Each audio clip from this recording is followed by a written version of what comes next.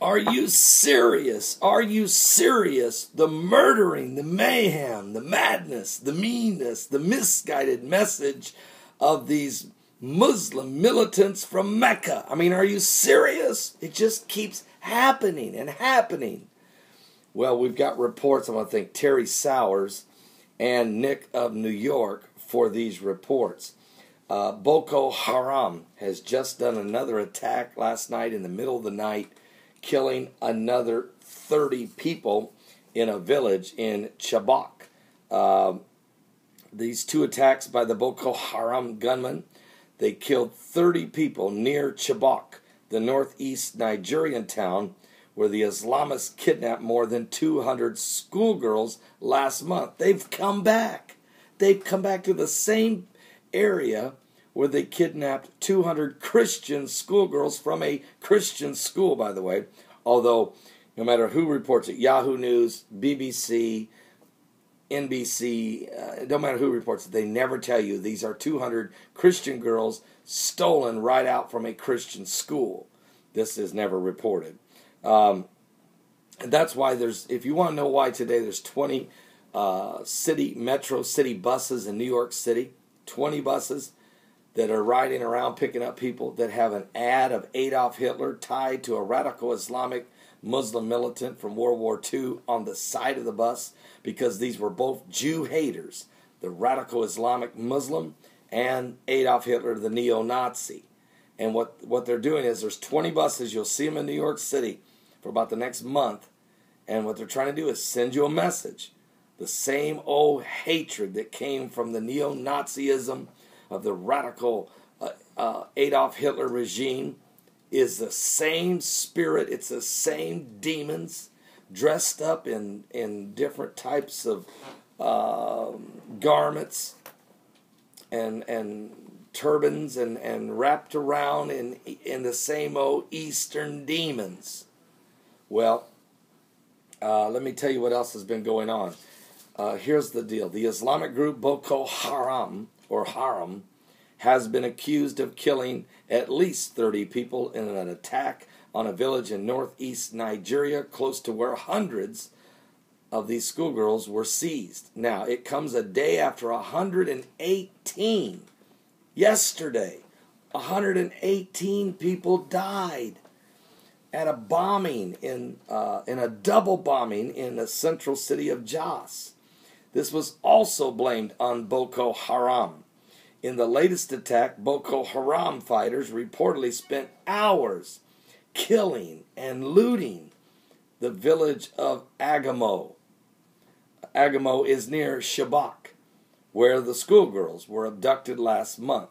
These Christian girls were taken right out from their Christian school, and the world is outraged, but it seems to be subsiding as somehow the superpowers of the world can't find 200 missing girls. With every satellite in the sky, GPS, and all the technology, we can't find 200 people. The abductions, we need to keep praying. Don't stop praying for these girls. Do not stop praying for these girls. The abductions of these 200 girls caused an international outrage and prompted foreign powers to send military advisors to assist the Nigerian army. But where's the girls? People in northeast Nigeria are extremely vulnerable to attacks because many areas are no-go zones for the military, and the insurgents operate freely. Why are they no-go zones? Because the militants have bigger, better guns than the Nigerian army. Let me say that again. These radical Islamic Muslim groups like Boko Haram have bigger and better guns than the Nigerian army. Where did they get them? Syria. They got these weapons from the fall of Muammar Gaddafi. These are the same weapons that was seized by NATO that are now in the hands of Boko Haram. They're also in the hands of Al-Qaeda and the Muslim Brotherhood that are butchering the people in Syria. Just so you'll know. We had them. They slipped through our hands, about like the Fast and Furious guns slipped into the hands of the cartels in Mexico. Yet our Attorney General, Eric Holder, is still employed. You're still paying his paycheck. It's quite hefty, by the way. And you will for the rest of your life, by the way. And there's nobody went to prison. Nobody's been indicted. Nobody's even been charged. Nobody's even been arrested for Benghazi. But you don't want to hear about that, do you? People in northeast Nigeria are extremely vulnerable to the attacks because many areas are no-go zones. The military and the insurgents just operate freely. The BBC's Will Ross reports. Witnesses in Algarno say the suspected Boko Haram fighters arrived close to midnight last night, forcing many residents to flee into the bush. The militants left the village some 4 hours later with stolen food and vehicles. One survivor told the BBC that every single building in the village had been torched. Meanwhile, the search for bodies is continuing in Jos, following the twin bombings that reduced buildings to rubble. The attacks targeted a crowded market and a hospital. And the second blast went off 30 minutes after the first, killing rescue workers who had rushed to the scene.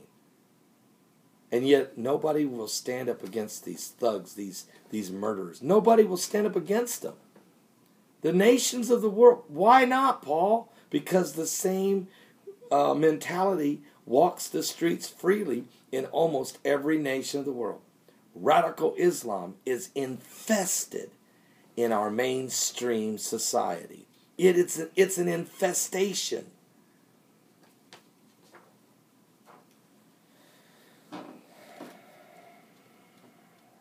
I have received nearly 70, I won't even tell you the number, death threats in the last 2 years from radical Islamists because I'm on YouTube preaching the gospel of Jesus Christ and exposing the demons of darkness that come from them.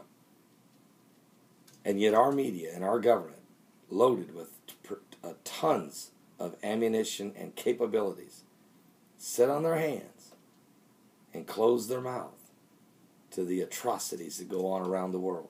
Well, I'm not going to. I'm going to keep telling you that Jesus Christ is the way, the truth, and the life. I'm going to keep telling you and exposing to you that this spirit of darkness, these demons of hell, are all part of the New World Order. You see, the link between communism and radical Islam is quite evident. There's no question that both are oppressive regimes of tyranny. And now our free society has somehow swallowed hook, line, and sinker the lies of these radical Islamic groups. And we're allowing them to take up and to set up shop in the streets of London, streets of Paris, streets of New York City. This thing is growing.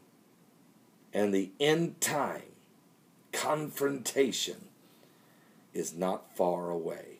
I'm Pastor Paul Begley. I'm praying. I'm not going to stop praying for these 200 Christian schoolgirls.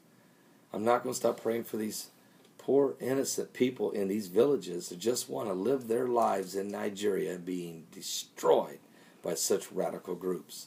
I'm not going to be silent when it comes to telling the truth that these atrocities and this radical behavior. And yet, I'm going to say it again, has there been one cleric anywhere out there who will condemn these radical groups? Do they stand up and say, do they condemn Hamas? Do they condemn Al-Qaeda? Do they condemn the Taliban? Do they condemn Al-Shabaab? Do they condemn Boko Haram? The Muslim Brotherhood? No. Instead, in America, we employ the Muslim Brotherhood. They have many of their members work in the Pentagon, the State Department, and the White House. Go figure. Go figure.